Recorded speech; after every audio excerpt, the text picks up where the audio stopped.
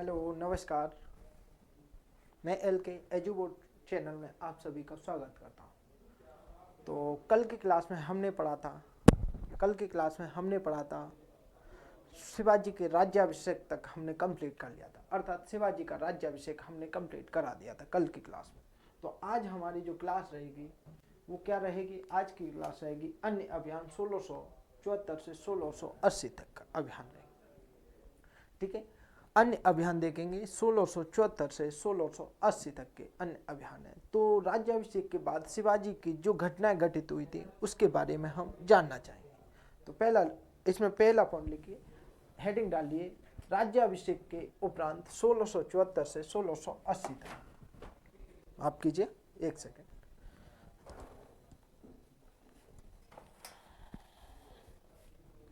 दिख रहा है ना? हाँ, सब कुछ रेडी है। ओके, तो इसमें पहला पॉइंट लिखना है अपन को,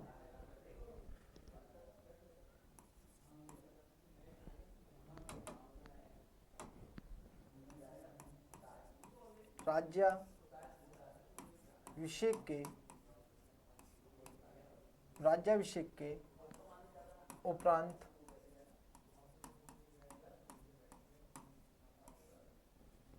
1674 से 1680 तक।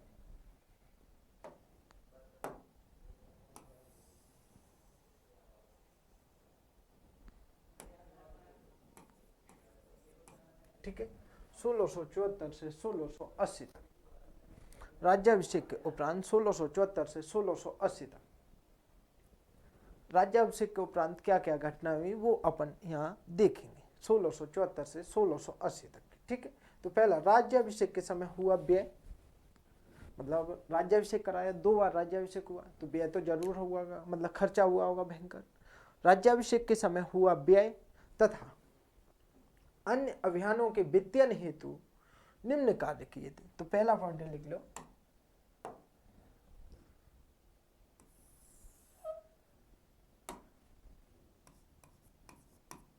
राज्याभिषेक के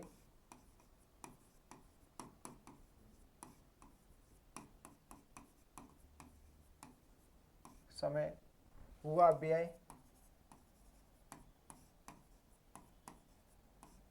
तथा अन्य अभियानों के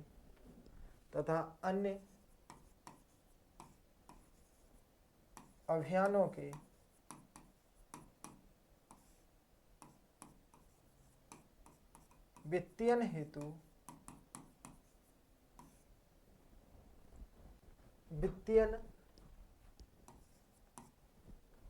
हेतु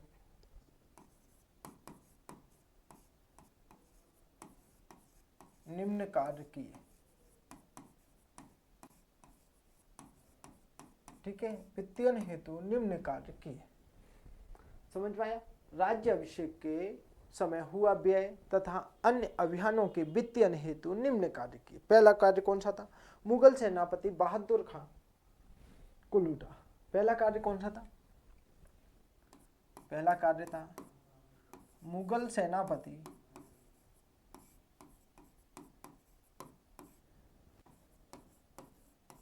बहादुर खां को लूटा। बहादुर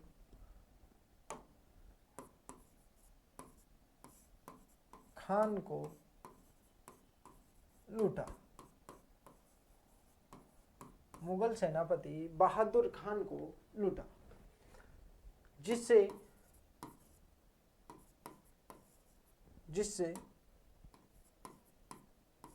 करोड़ों रुपए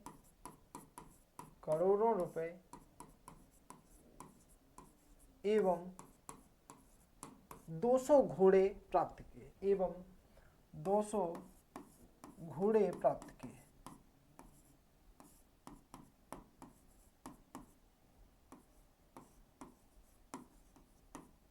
ठीक है, करोड़ों रुपए एवं 200 घोड़े प्राप्त किए थे।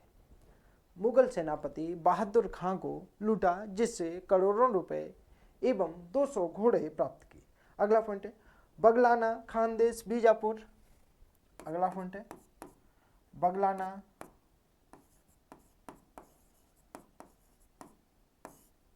खानदेश, बीजापुर,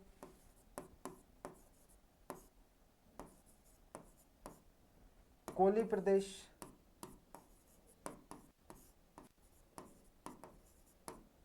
आदि को लूटा, आदि को लूटा। ठीक है, बगलाना, खानदेश, बीजापुर, कोली प्रदेश आदि को लूटा। अगला पॉइंट, वित्तीय व सैन्य पुनर्गठन के बाद शिवाजी अपना सबसे अहम अधिक अभियान, वित्तीय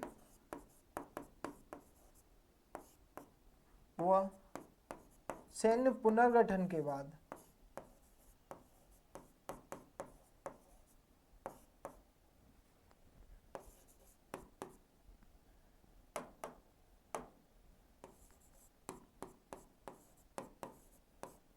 अपना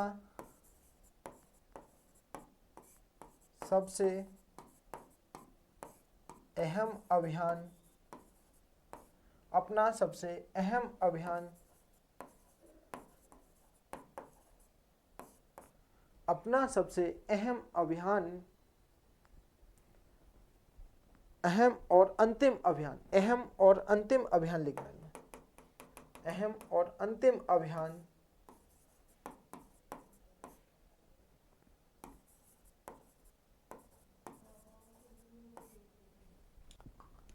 अंतिम अभियान कर्नाटक की ओर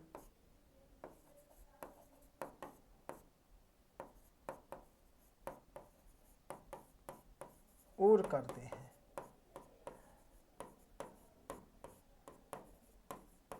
अहम और अंतिम अभियान कर्नाटक की ओर करते हैं।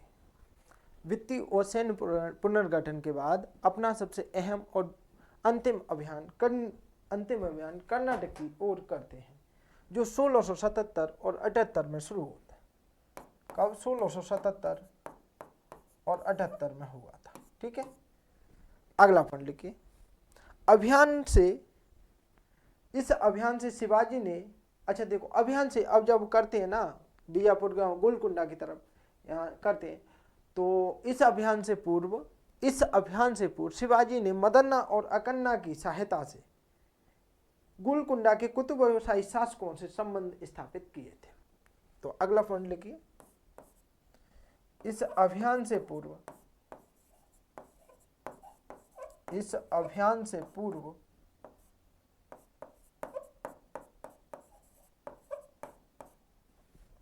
शिवाजी ने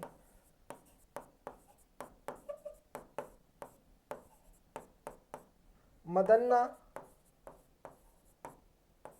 व अकन्ना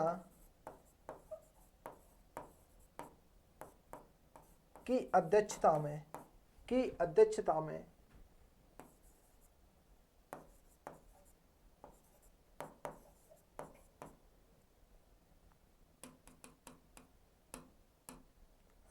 में गोलकुंडा के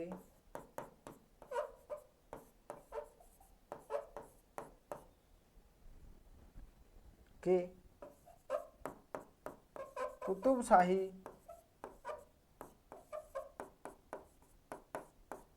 शासकों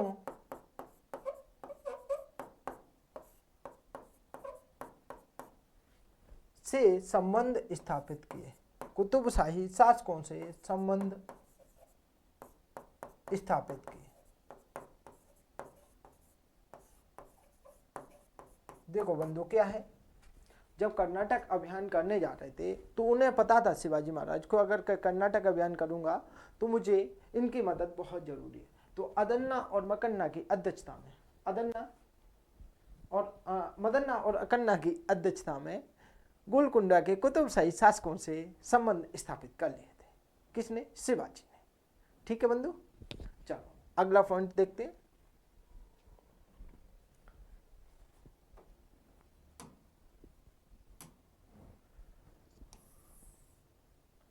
अगला पॉइंट देखते हैं बंधु, क्या है भैया।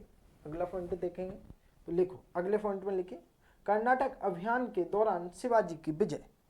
अगला पॉइंट है अपना, हेडिंग डालना है अपन को पहले, कर्नाटक अभियान के दौरान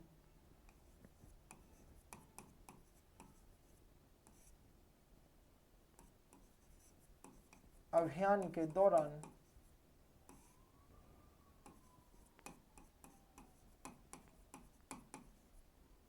शिवाजी की विजय। शिवाजी की विजय।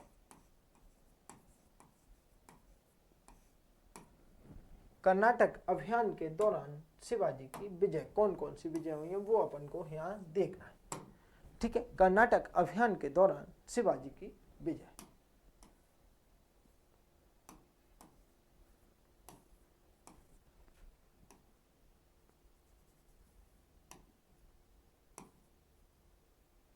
ठीक है, कर्नाटक अभियान के दौरान शिवाजी की विजय देखना है। नंबर 1 बेंगलोर, नंबर 1 डालना है। नंबर 1 बेंगलोर।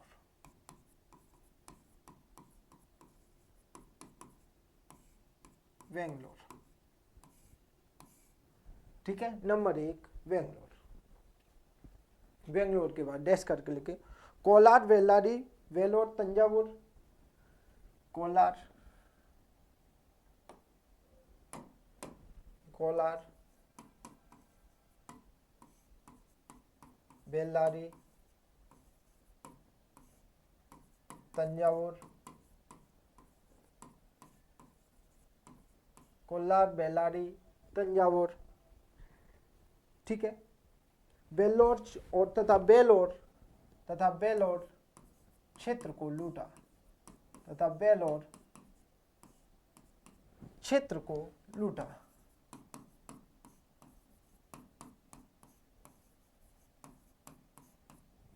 ठीक है,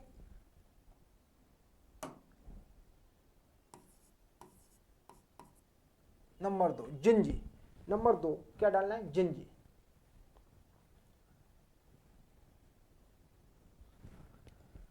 नंबर 2 जिंजी, डैश करके लिखो। शिवाजी का अंतिम अभियान था। शिवाजी का अंतिम अभियान था। क्या था? शिवाजी का अंतिम अभियान था। अगला पॉइंट लिखो, दक्षिण अभियानों का प्रमुख केंद्र बनाया। दक्षिण अभियानों का प्रमुख केंद्र बनाया।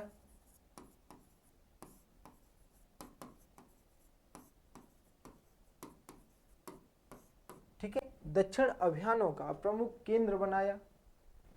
शिवाजी का अंतिम अभियान था। अच्छा, अंतिम अभियान नहीं लिखा है, अंतिम अभियान था। ठीक है, दक्षिण अभियानों का प्रमुख केंद्र बनाया। किसको? जिंजी को प्रमुख केंद्र बनाया। अगला पॉइंट अब इसमें लिखिए, कब किया था ये अंतिम अभियान? 1678 में। ठीक है, अगला लिखना है यहाँ पर, उपरोक्त क्षेत्रों को अपने अधीन कर, उपरोक्त क्षेत्रों को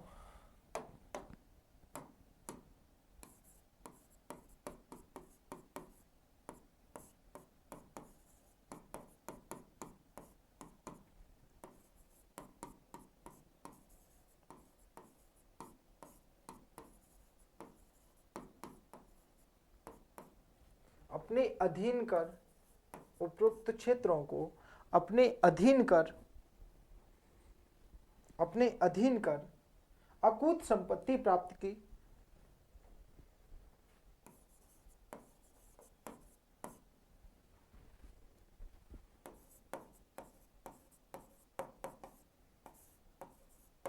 अकूत संपत्ति प्राप्त की।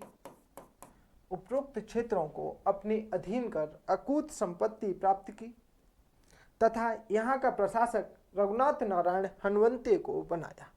तथा यहाँ का प्रशासक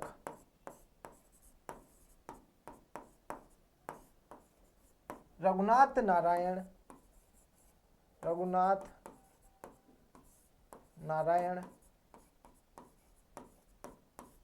क्या नाम है? रघुनाथ नारायण हनुमंते को बनाया।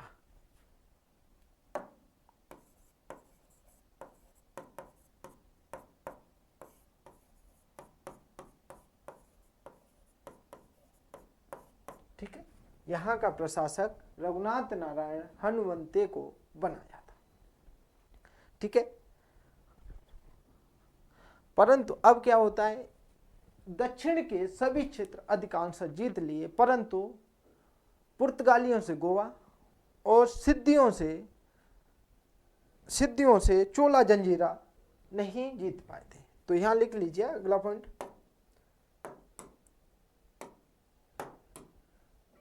शिवाजी ने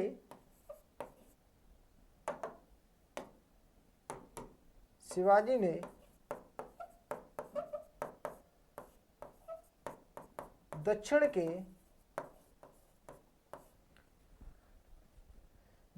के सभी क्षेत्र अपने अधीन किए,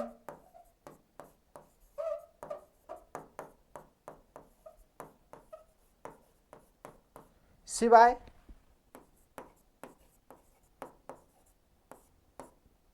पुर्तगालियों से गोवा,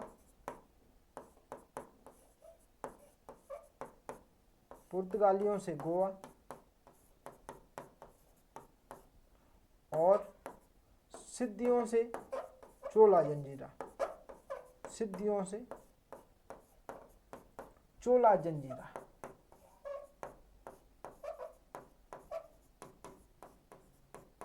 ठीक है, सिद्धियों से चोला जंजीरा सभी क्षेत्र अपने अधीन किए, सिवाय पुर्तगालियों से गोवा और सिद्धियों से चोला जंजीरा। ठीक है, अगली हेडिंग डाल लो, अब शिवाजी का देहांत। अब हम शिवाजी का देहांत करा देते हैं, क्योंकि देखो शिवाजी ने सब कुछ जीत लिया था। अब हमारे पास जो बचा है अगली हेडिंग, शिवाजी 1680 तक के काल के लिए शिवाजी का देहांत। तो हमारी हेडिंग है शिवाजी का देहांत।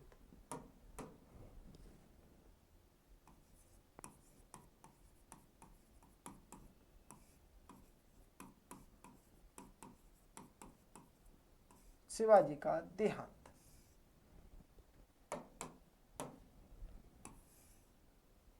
कब हुआ था? 3 अप्रैल 1680 को। ठीक है, कब हुआ है? 3 अप्रैल 1680 को शिवाजी का देहांत हुआ। 3 अप्रैल 1680 को शिवाजी का देहांत हुआ था। क्या कारण बना था भैया? जीवन के अंतिम समय में, मतलब देखो उन्होंने आदिल शाही शासक जीते, मुगल जीते, बीजापुर जीता था, है ना। इसके बाद उन्होंने पुर्तगालियों को जीता था, सब कुछ जीत लिया था, दक्षिण में कर्नाटक भी जीत लिया था। अब उनका जीवन का अंतिम समय 1680 में चल रहा था। अर्थात क्या हुआ था, संभाजी बीच में मुगलों से मिल गए थे। इस बात से क्रुद्ध हो गए थे कौन? शिवाजी। इस बात से क्रुद्ध हो गए शिवाजी, और शिवाजी क्रुद्ध हुए तो संभाजी को क्या किया था? पकड़वाकर पनाह लाके दुर्ग में कैद करवा दिया था। जब क्रुद्ध हुए शिवाजी तो पकड़वाकर शिवाजी ने किसको? संभाजी को पनाह लाके दुर्ग में कैद करवा दिया। तो अब क्या होता है, बड़े परेशान चल रहे थे। अब संभाजी को उत्तराधिकारी घोषित ना कर उन्होंने अपने छोटे पुत्र राजा राम को उत्तराधिकारी घोषित कर दिया था। क्या है? उन्होंने अपने छोटे पुत्र राजा राम को उत्तराधिकारी घोषित कर दिया था। ठीक है, राजा राम को उत्तराधिकारी घोषित किया। अब क्या होता है, 20 दिन के ज्वर पीड़ा से परेशान थे, बोले ज्वर आ गया, और 20 दिन की ज्वर पीड़ा से, और ये टेंशन था कि संभाजी किससे मिल गया? मुगलों से मिल गया, और छोटे पुत्र को उत्तराधिकारी घोषित करना पड़ा, तो उनके लिए ये टेंशन था। और 20 दिन की ज्वर पीड़ा से परेशान होकर 3 अप्रैल 1680 को देह त्याग कर देते हैं। 3 अप्रैल 1680 को देह त्याग कर देते हैं कौन? शिवाजी। ठीक है, 3 अप्रैल 1680। तो लिखिए इसके बारे में, शिवाजी का बड़ा पुत्र संभाजी, पहला पॉइंट लिखना है, शिवाजी का बड़ा पुत्र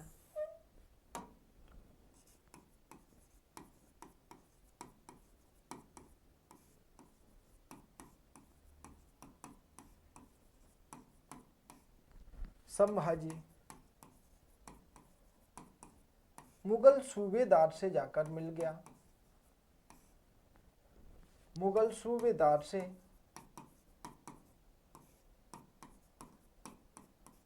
जाकर मिल गया। ठीक है, मुगल सूबेदार से जाकर मिल गया था। शिवाजी का बड़ा पुत्र संभाजी मुगल सूबेदार से जाकर मिल गया। इस बात से क्रोधित होकर, इस कारण शिवाजी ने क्रोधित होकर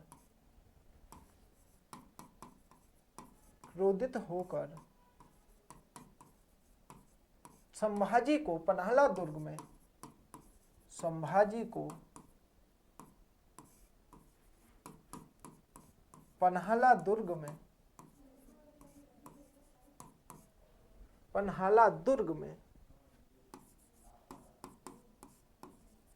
कैद करवा दिया।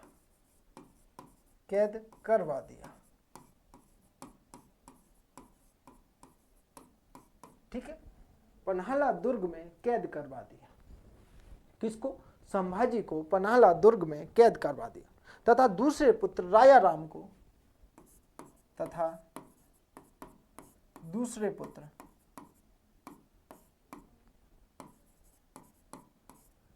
सोयराबाई का पुत्र था, दूसरे पुत्र रायाराम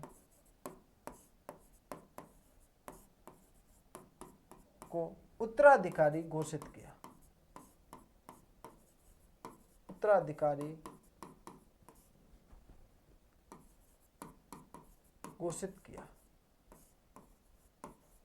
ठीक है, उत्तराधिकारी घोषित कर दिया। दूसरे पुत्र रायाराम को उत्तराधिकारी घोषित कर दिया था। अगला पॉइंट लिखिए। शिवाजी 21 दिन की व्यथित पीड़ा, अर्थात शिवाजी 21 दिन की ज्वर पीड़ा से परेशान होकर, ज्वर पीड़ा और संभाजी की घटनाओं से परेशान होकर देह त्याग कर देते हैं। कब? 3 अप्रैल 1680 को।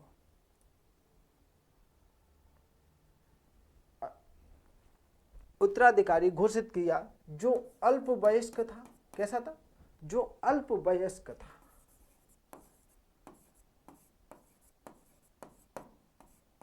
ठीक है, अल्पवयस्क था, जिस कारण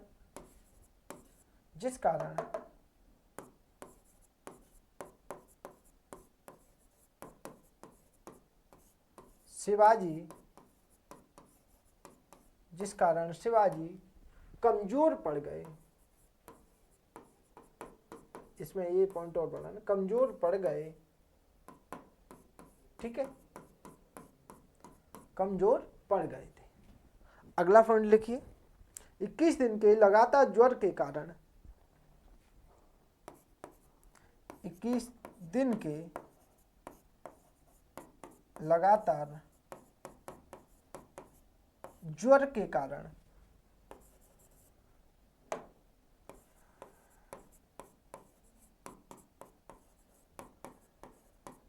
शिवाजी का देहांत हो गया। ज्वर के कारण शिवाजी का 3 अप्रैल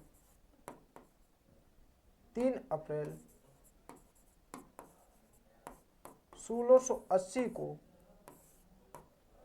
3 अप्रैल 1680 को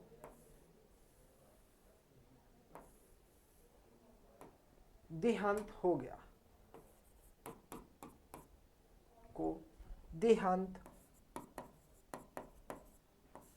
गया।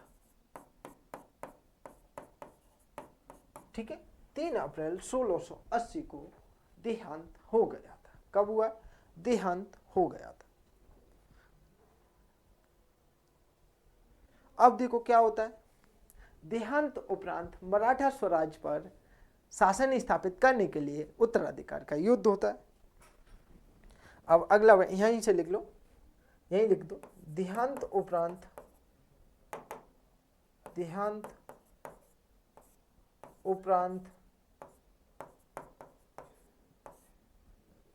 मराठा स्वराज पर शासन स्थापित करने के लिए शासन स्थापित करने के लिए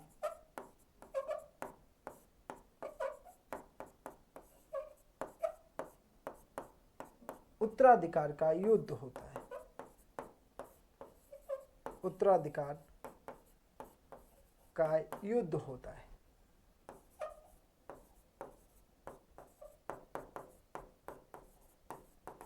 ठीक है, उत्तराधिकार का युद्ध होता है। अब देखो उत्तराधिकार के युद्ध जो अपन पढ़ेंगे 1680 से 1761 तक, पानीपत के तृतीय युद्ध तक, वो हम अगली कड़ी में पढ़ेंगे, अर्थात अगले लेक्चर में पढ़ेंगे। लेकिन इससे पहले एक लेक्चर और रखेंगे हम प्रशासन का। क्या रखेंगे? प्रशासन का, अर्थात मराठा स्वराज का जो शिवाजी का प्रशासन था वो पढ़ना है। तो प्रशासन के बाद अब अपनी जो शुरुआत होगी 1680 से 1761 तक, पानीपत के तृतीय युद्ध तक, वो हमारी प्रशासन के बाद होगी। तो अब देखेंगे अपना जो रहेगा वो प्रशासन देखेंगे, अर्थात हम देखेंगे शिवाजी का प्रशासन।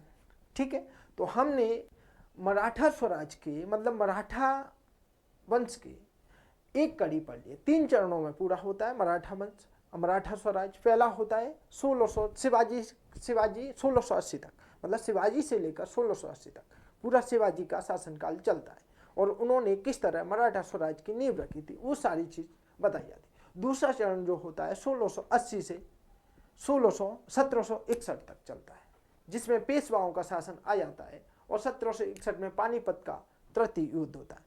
तीसरा चरण जो चलता है आंग्ल मराठा युद्ध के रूप में मराठा आपको पढ़ाया जाता है। तो मैं चाहता हूं कि आपको सभी का एक साथ पढ़ा दूं टोटल, जैसे कि अपन आधुनिक भारत में आंग्ल मराठा युद्ध पढ़ते हैं, 1761 का पानीपत का युद्ध पढ़ते हैं, तो लेकिन मैं सभी को एक साथ पढ़ाना चाहता हूँ, पूरी क्लास एक साथ हो जाए। ठीक है, तो अब हमारी हेडिंग रहेगी मराठा प्रशासन। हेडिंग डाल लो मराठा प्रशासन।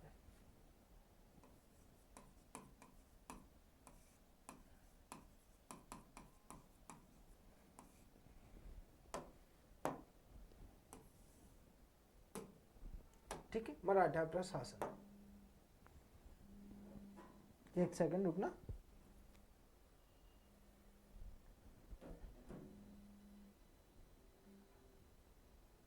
मराठा प्रशासन। ठीक है,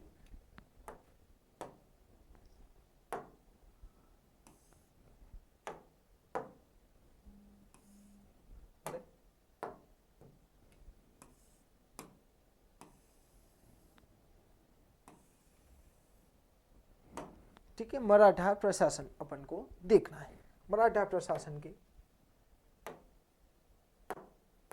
क्या क्या वो थे अपन यहाँ बता देते हैं, क्या क्या पढ़ना है मराठा प्रशासन में अपन को।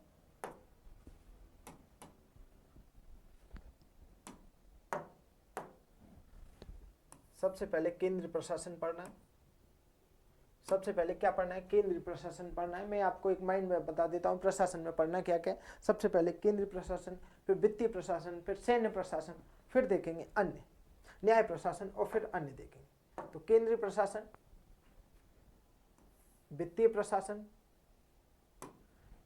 सैन्य प्रशासन,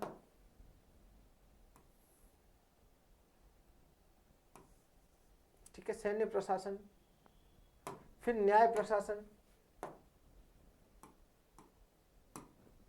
फिर देखना है न्याय प्रशासन, और फिर देखना है अन्य। ठीक है, न्याय प्रशासन और अन्य, न्याय प्रशासन और अन्य। तो सबसे पहला अपने क्या है? केंद्रीय प्रशासन। केंद्रीय प्रशासन,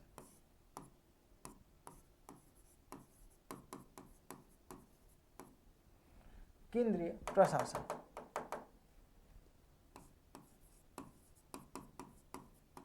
ठीक है, केंद्रीय प्रशासन। सबसे पहले अपना पहला पॉइंट क्या है? केंद्रीय प्रशासन।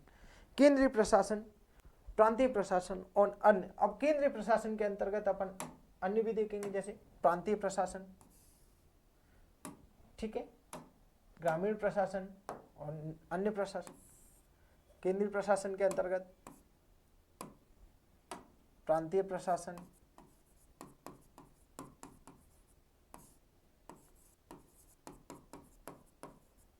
ठीक है, अगला पॉइंट डाल लीजिए आप, ग्रामीण केंद्रीय प्रशासन। माफ कीजिए, यहाँ सबसे पहले अपन को लिखना था प्रशासनिक संरचना, ऐसे लिखनी थी सबसे पहले। यहाँ पे अपना जो टॉपिक बनेगा उसका नाम है प्रशासनिक संरचना। माफ कीजिए, प्रशासनिक संरचना। ठीक है, प्रशासनिक संरचना में अपन को क्या क्या देखना है वो अपन को बताते हैं।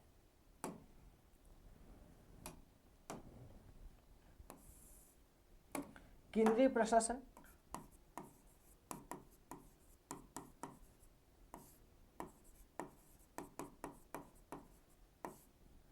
प्रांतीय प्रशासन, प्रांतीय प्रशासन,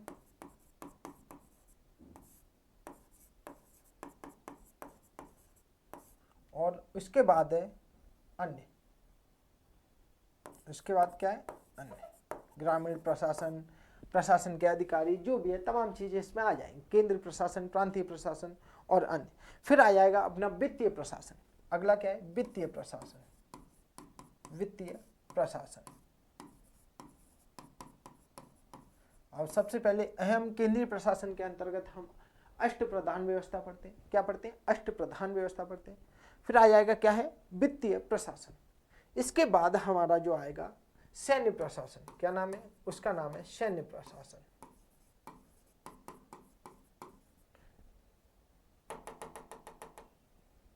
सैन्य प्रशासन। इसके बाद क्या है? न्याय प्रशासन।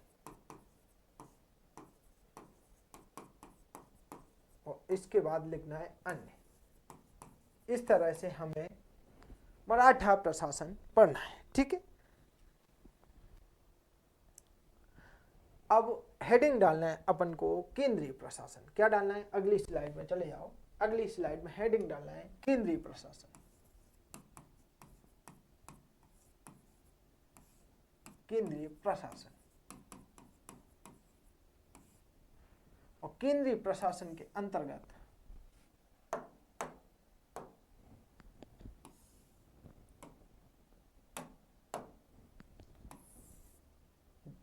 लिखना है अपन को, केंद्रीय प्रशासन के अंतर्गत लिखना। शिवाजी के केंद्रीय प्रशासन के अंतर्गत अष्टप्रधान व्यवस्था अति महत्वपूर्ण थी। तो लिखिए, शिवाजी के प्रशासनिक व्यवस्था का मुख्य अंग, इसमें लिखिए शिवाजी की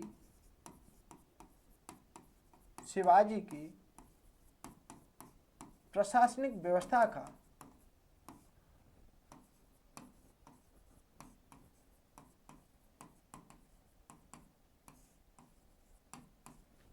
मुख्य अंग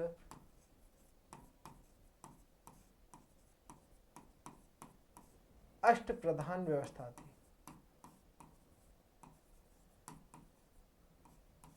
अष्टप्रधान व्यवस्था थी। क्या थी? अष्टप्रधान व्यवस्था थी। प्रशासन व्यवस्था के का मुख्य अंग क्या थी? अष्टप्रधान व्यवस्था थी, जिसे जादूनाथ सरकार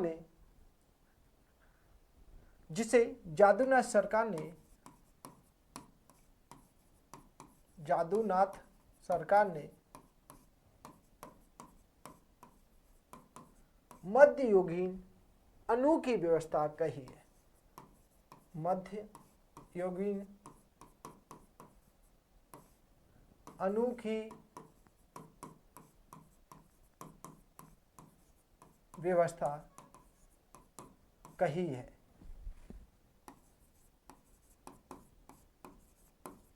ठीक है, जादूनाथ सरकार ने मध्ययुगीन अनोखी व्यवस्था कही है। किसने? जादूनाथ सरकार ने। ठीक है, किसके बारे में? केंद्रीय प्रशासन के बारे में। वो सॉरी माफ कीजिए, अष्टप्रधान के बारे में। अब देखते हैं अष्टप्रधान के बारे में। तो अष्टप्रधान का सबसे 8 प्रधान बनाए गए थे, और सबसे अहम प्रधान था वो छत्रपति हुआ करता था। कौन हुआ करता था? मतलब इनका सर्व प्रमुख कौन था? छत्रपति। शीर्ष पे कौन रहते? छत्रपति रहते। तो आपको मैं एक इस तरह से बताता हूं।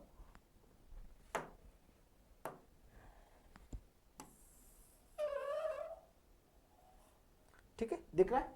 हाँ, दिख रहा है। ठीक है, तो यहां लिखेंगे।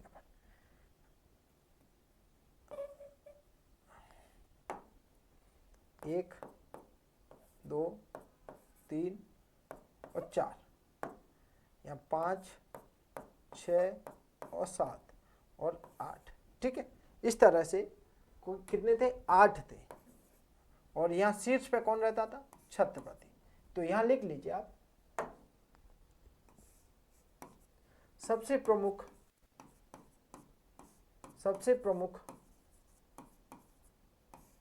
शीर्ष पर, सबसे प्रमुख व शीर्ष पर छत्रपति हुआ करता था। छत्रपति शिवाजी हुआ करते थे। छत्रपति शिवाजी करते थे। ठीक है, सबसे प्रमुख और शीर्ष पर कौन थे, छत्रपति शिवाजी थे। अष्टप्रधान की बात करते हैं, क्या है, सर्वोच्च पद था किसका, छत्रपति का हुआ करता था सर्वोच्च पद। और शासन की सभी शक्तियां छत्रपति में निहित थी। अगला पॉइंट इसी में लिख लें, शासन की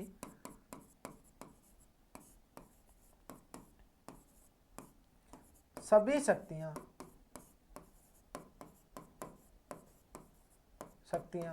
छत्रपति में निहित थी। छत्रपति में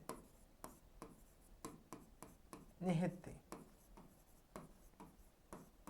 ठीक है ना, शासन की सभी शक्तियां छत्रपति में निहित थी। क्या इनको बॉक्स में डालूं, ठीक है, इस तरह डाल देता हूं, आप कहें तो।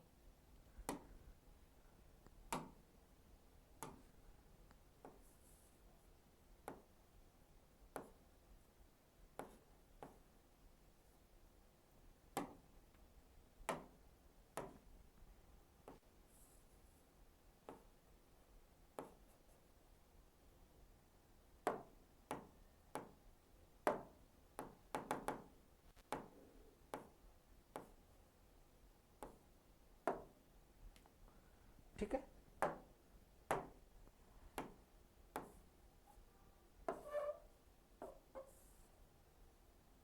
अरे यार कहाँ फंस गया बॉक्स में डालने के चक्कर में, ये काम अपन से नहीं होता। ठीक है, कोशिश कर रहे थे कि चलो डाल देते, लेकिन परेशान कर दिया इसने। ठीक है, अब आगे आप डाल देना, मुझे नहीं पता, मैंने इतनी डाल दी, आगे आप डाल देना। ठीक है, चलो ठीक है, अगला पॉइंट लिखिए, प्रशासन का सुचारू रूप से संचालित करने हेतु, यहाँ पे हेडिंग डालना है अपन को, अष्टप्रधान व्यवस्था है ना, यहाँ हेडिंग है अष्टप्रधान।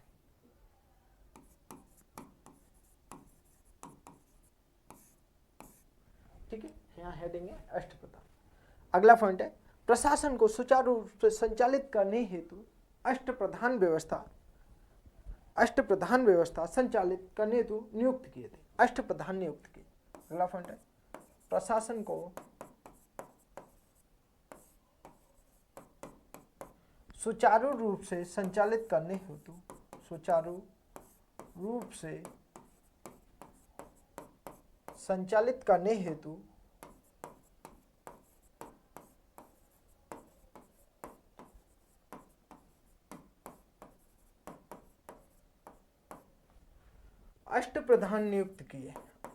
अष्टप्रधान नियुक्त किए।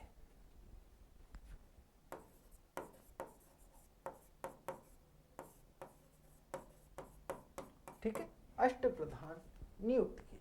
प्रशासन को सुचारू रूप से संचालित करने हेतु अष्टप्रधान नियुक्त किए, जो सीधे तौर पर शिवाजी के प्रति उत्तरदायी होते थे। जो सीधे तौर पर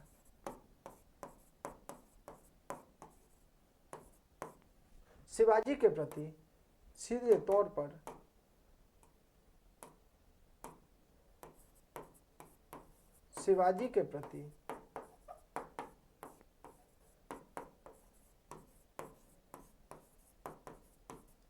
उत्तरदायी होते थे। सीधे तौर पर शिवाजी के प्रति उत्तरदायी होते थे। ठीक है, अगला पॉइंट लिखो, अष्टप्रधान मंत्री ना होकर सचिव थे। अष्टप्रधान मंत्री ना होकर सचिव स्तर के अधिकारी थे। अष्टप्रधान मंत्री ना होकर सचिव स्तर के अधिकारी थे। सचिव स्तर के अधिकारी थे। ठीक है, अष्टप्रधान मंत्री ना होकर सचिव स्तर के अधिकारी थे। कौन? अष्टप्रधान। ठीक है, अगला पॉइंट लिखिए। अष्टप्रधान मंत्री नहीं थे बल्कि ये सचिव, अगली विशेषता है अगली, इसकी नियुक्ति शिवाजी द्वारा, अष्टप्रधानों की नियुक्ति शिवाजी द्वारा योग्यता के आधार पर किया जाता है। विशेषता देख रहे हैं ना, अष्टप्रधानों की नियुक्ति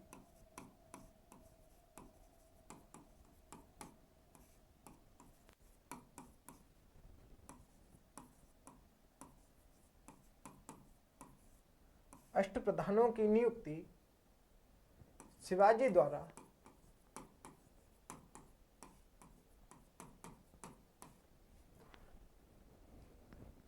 योग्यता के आधार पर, शिवाजी द्वारा योग्यता के आधार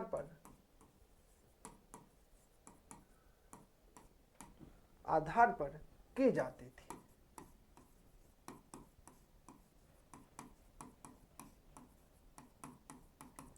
योग्यता के आधार पर की जाती थी। अष्टप्रधानों की नियुक्ति शिवाजी द्वारा योग्यता के आधार पर की जाती थी।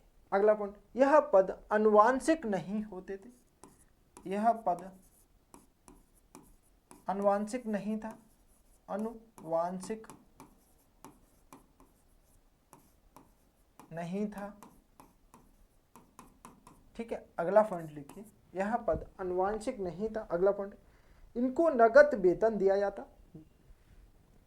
इनको जागीर के स्थान पर, इनको जागीर के स्थान पर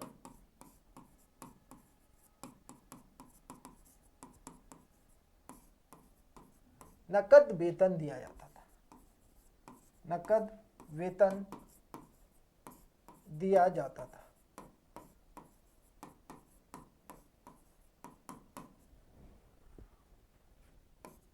इनको जागीर के स्थान पर नकद वेतन दिया जाता था। अगला पॉइंट लिखिए, बहमनी की मोहम्मद गवा की व्यवस्था भी, बहमनी साम्राज्य था, उसमें मोहम्मद गवा ने भी इसी तरह की साम्राज्य व्यवस्था, प्रशासनिक व्यवस्था स्थापित की।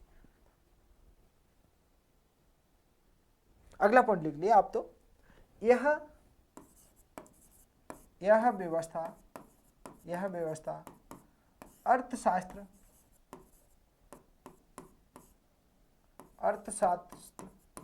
किसका है? कौटिल्य का। ठीक है, कोष्ठक में कौटिल्य लिख लेना। और शुक्राचार्य नीति का अनुसरण करता है। और शुक्राचार्य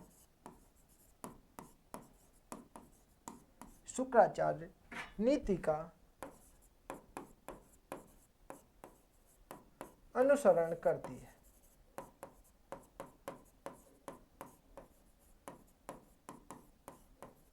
ठीक है, यह व्यवस्था अर्थशास्त्र और शुक्राचार्य नीति का अनुसरण करती है।